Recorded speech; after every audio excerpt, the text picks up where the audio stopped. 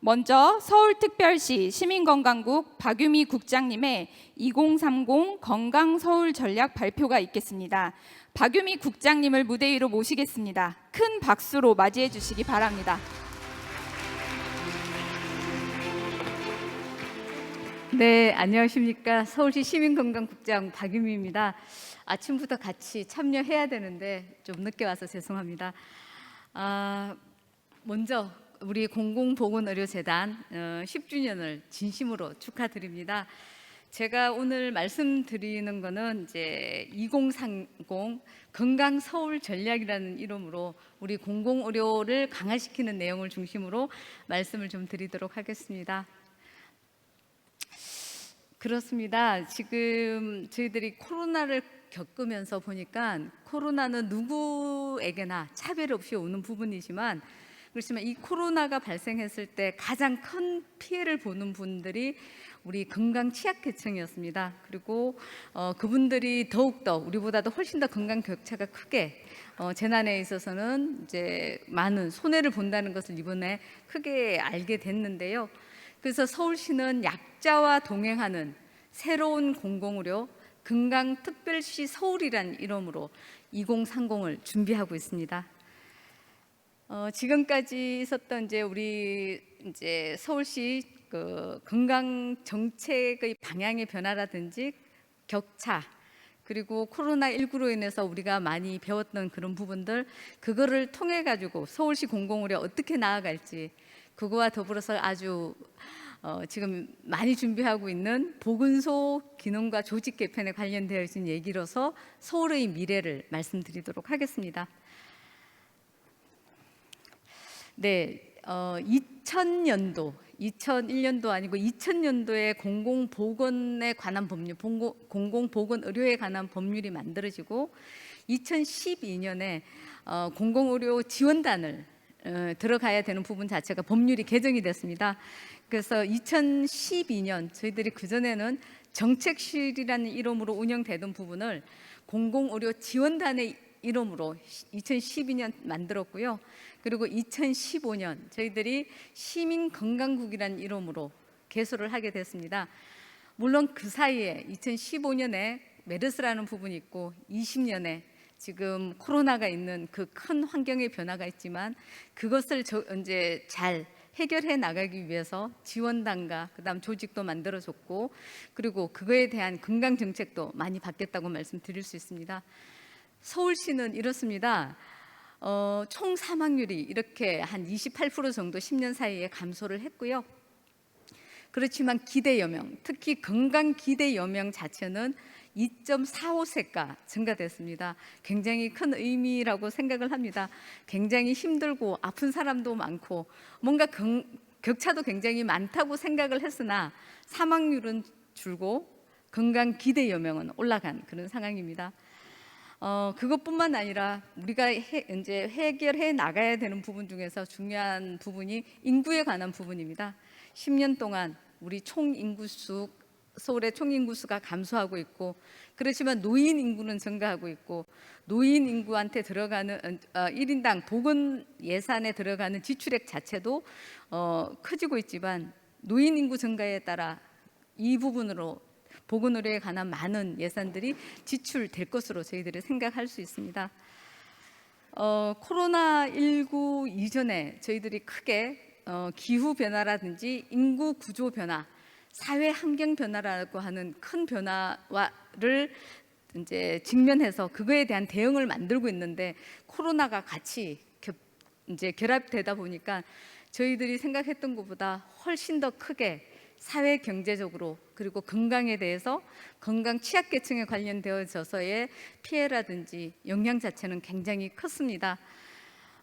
특히 기후 변화라든지 이런 걸로 통해서 코로나까지 같이 겹치니까 복합 재난으로 재난 피해 부분 자체는 2배, 3배 이상 저희들이 체감이 될 정도로 커졌고요.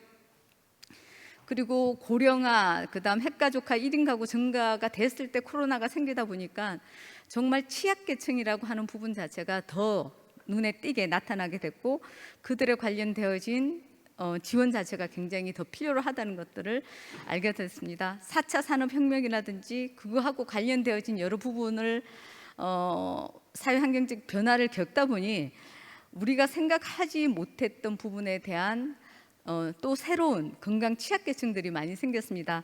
비정규직에 관련되어진 부분, 청년층에 대한 정신건강에 관련되어진 부분이라든지 이런 부분들이 일자리와 고용과 연결되어져서 우리 건강에도 상당히 영향을 미치는 환경 변화가 있었습니다. 그래서 지금 말씀드린 것처럼 사회적 취약성에 감염병이 더해지니 정말 건강 재난은 더 심화가 되어지고 이 재난이 이번으로 끝날 것 같지는 않습니다. 다들 그렇게 생각하실 텐데요. 향후 재난은 반복되고 짧게 메르스처럼 3개월에서 5개월로 정리되는 것이 아니라 이것들이 코로나처럼 장기화될 것으로 생각이 되고 있습니다. 그래서 장기 비상 시대를 저희들이 예방하고 대비하고 대응할 수 있는 그런 건강 도시를 만들어 나가야 되는 부분, 그리고 시민 건강 중심으로 다시 한 번 더 이 도시를 다시 한 번 더 생각하면서 선제적인 계획이 필요로 하는 상황입니다. 그래서 오늘 두 가지를 말씀드리겠습니다. 서울시가 생각하고 있고 서울시가 말씀드렸던, 그리고 서울시가 챙겨 나가겠다고 지금 준비하고 있는 서울시 공공의료 확충 계획과 보건소 조직과 기능 개편에 관한 부분을 말씀드리겠습니다. 여기 계시는 많은 분들, 우리 시립병원, 보건소, 물론 재단도 포함하고 우리 시도 포함해서 정말 코로나 대응 과정에서 공공의 역할이 굉장히 컸습니다. 감히 그 누가 먼저 무슨 말을 하더라도 저희들은 중추적 역할을 담당했다고 생각을 합니다. 그렇지만 하다 보니까 이게 장기적으로 되다 보니까 우리의 한계도 많이 느꼈던 부분인 것 같습니다. 코로나 대응을 하다 보니 우리가 그전에 보담고 있었던 노인에 대한, 노숙인에 대한, 장애인에 대한, 그다음 투석 환자에 대한 취약계층에 관련되어진 의료 공백이 생길 수밖에 없는 그런 상황이었습니다. 그래서 서울시는 시민의 안녕과 건강보다 더 중요한 것은 없다는 시정 원칙을 바탕으로 해서 고품질 공공의료 서비스 제공을 확충하는 계획을 수립하였습니다. 먼저 네 가지입니다. 저희들이 공공재활병원을 건립하고자 합니다. 지금 여기 짓겠다고 하는 4개 병원은 땅은 전부 다 이제 시 땅이기 때문에 토지에 관련되어진 예산은 일단 들어가지 않은 부분인데요. 저희들이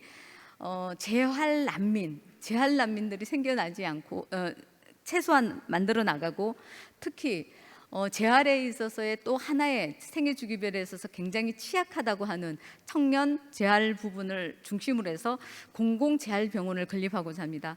그리고 장애인에 있어서의 가장 많은 건강 문제가 1번, 2번, 3번이 다 구강에 관련되어진 부분입니다. 제2장애인 치과병원을 지금 건립을 하고 있고 2024년 상반기 아니면 하반기에 저희들이 운영을 할 것 같습니다. 이렇게 확충을 해나가겠습니다. 그리고 우리 메르스 때부터 얘기 나왔던 보라매 병원 안심호흡기 전문센터, 지금 꽤 많이 진전을 보이고 나아가고 있습니다. 타당성, 그 다음에 설립 관련되어진 이제 설계에 관련되어진 부분이라든지 이런 것들도 진행이 됐기 때문에 이 부분 자체도 조만간 성과를 이제 확충이 될 것 같고요.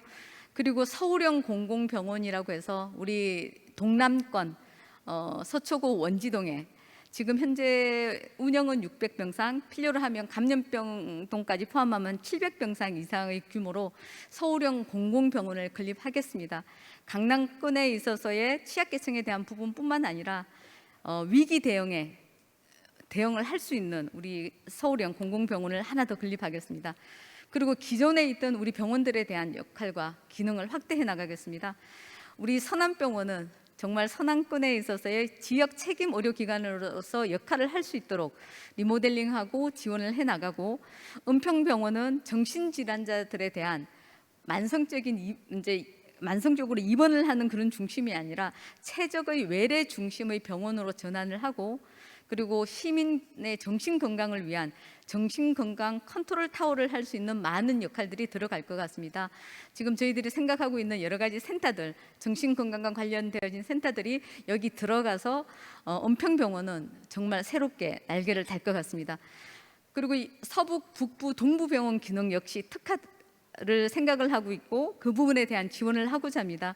코로나를 통해서 봤을 때 우리 치매 환자들에 대한 부분, 재활이 필요로 하시는 분들, 요양 환자, 노숙인, 그다음 투석 환자 등에 관련되어진 부분은 이 병원들이 각각 특화할 수 있도록 지원을 하겠습니다. 그리고 원지동에 위기 대응 의료 센터라고 해서 위기 상황을 대비해서 평상시에 민간 의료기관의 인력풀이라든지 자원에 관련되어져서 저희들이 네트워크라든지 풀을 구축을 하고 훈련을 하고 교육을 하고 지침을 마련하고 발생이 되어졌을 때 민간한테 지원해주는 그런 기준까지 만들어내는 평상시에 그런 것을 했다가 재난이 발생했을 때는 여기를 중심으로 해서 의료 위기 대응을 할 수 있는 센터를 저희들이 설립 운영하도록 하겠습니다. 그래서 시립병원 3개를 신규로 만들고 총 병상은 1,000개 가까이 증설이 가능할 것 같습니다. 이를 통해서 여전히 미진하겠지만 공공의료에 관련되어진 인프라를 더 키워나가도록 하겠습니다. 다음은 보건소 조직 및 기능 개편 방안입니다. 그런 것 같습니다. 보건소에서 많은 기능들은 좀 이제 축소가 돼야 된다. 그다음 없어져야 된다는 얘기도 나오고 어떤 기능은 더 들어가야 된다는 얘기가 나오는데 앞으로 그럴 것 같습니다. 우리 보건소는 지역 사회 내에서의 건강 돌봄을 하는 중추적인 역할이 가장 큰 축으로 들어가야 되지 않나는 생각이 하나가 들고요. 그거와 더불어서 지금 같은 감염병과 같은 재난에 대해서 대응할 수 있는 조직이 또 보건소가 되어야 된다고 생각을 합니다. 그래서 저희들은 보건소에 관련되어져서 지금 여기 있는 내용들을 보건소장님 그리고 전문가들 그다음 여러 지원단 선생님들과 같이 많은 얘기를 했고 지금 이 부분이 실질적으로 적용될 수 있는 세부안을 마련 중에 있다고 말씀드리겠습니다. 감염병센터, 치매안심센터, 정신건강복지센터를 중심으로 되어진 특화센터를 운영을 할 예정이고요. 보건소에서는 지역에 있는 건강 문제와 관련되어진 여러 단체와의 협업, 거버넌스를 구축할 수 있는 기획 능력을 강화시켜 나가도록 하겠습니다. 그리고 이번에 경험을 했던 비대면 서비스에 관련되어진 인프라를 구축해 나가면서 또 한 축의 건강관리 체계를 만들어 나가도록 하겠습니다. 한 자치구 내에 보건소 하나와 그다음 권역별로 4개의 보건지소를 운영을 하고 이 4개의 보건지소가 지역에서의 건강 돌봄에 중추적인 역할을 할 수 있도록 지원을 해 나갈 예정입니다. 그래서 지금 이제 보건지소를 중심으로 해서 지역 통합 돌봄 체계를 이렇게 구축하겠다는 의견을 말씀을 드리겠습니다. 서울형 통합 건강 돌봄에 관련되어져서 동주민센터에서 근무하고 있는 우리 간호사 그리고 이제 통합 방문 건강관리팀에서 일하고 있는 간호사, 그다음 건강 돌봄팀, 그다음 재택의료팀, 건강에 관련되어진 우리 보건의료 인력들이 다들 모여서 통합 건강 돌봄 서비스 자체를 체계적으로 지원할 수 있도록 하고 특히 이 팀이 복지라든지 관련되어진 민간 협약이라든지 이런 부분들을 제대로 수행을 해서 정말 내가 살던 곳에서 사람들이 살아나가고 건강 관리를 하고 이제 돌아가실 때까지 저희들이 지원해 줄 수 있는 그런 서울형 커뮤니티 케어 통합 관리를 해 나가 생각을 가지고 있습니다. 그래서 이렇게 서울은 만들어 나갈 것 같습니다. 건강하고 안전한 도시로, 그리고 공공의료가 충분한 도시로, 그리고 시민들의 건강을 돌보는 도시로 만들어 나가고 싶습니다. 함께 해주시기를 다시 한번 부탁드립니다. 고맙습니다. 네, 바쁘신 일정에도 좋은 발표해 주신 박유미 국장님 감사합니다. 다시 한번